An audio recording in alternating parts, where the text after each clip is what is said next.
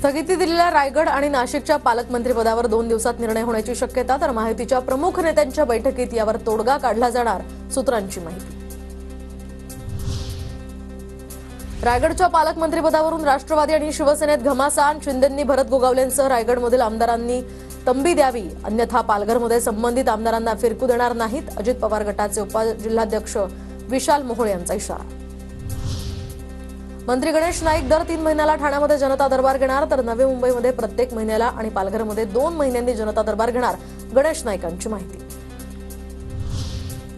जबाबदारी दिली तर नवी मुंबईसारखं ठाण्यातही यश संपादन करू, ठाणे पालिका निवडणुकीच्या प्रश्नावर गणेश नाईकांची प्रतिक्रिया। सरकारी योजनांमध्ये लोकांचा गैरप्रकार, आशिष जयस्वाल यांच्याकडून पीक विमा आणि लाडकी बहीण योजनेचं उदाहरण, सरकार उचित निर्णय घेईल, राज्यमंत्री आशिष जयस्वाल यांची माहिती। मनोज जरांगेंच्या उपोषणाचा आजचा 5वा दिवस, जरांगेंची प्रकृती काहीशी खालावली, रात्री उशिरा त्यांच्यावर उपचार झाल्याची माहिती। अंजली दमानिया आणि संदीप क्षीरसागर चिल्लर व्यक्ती, धनंजय मुंडेंना खाली खेचणं हा दमानिया आणि क्षीरसागरांचा अजेंडा, दमानियांनी अजित पवारांऐवजी कोर्टासमोर पुरावे द्यावेत, लक्ष्मण हाकेंचा दमानिया यांना इशारा।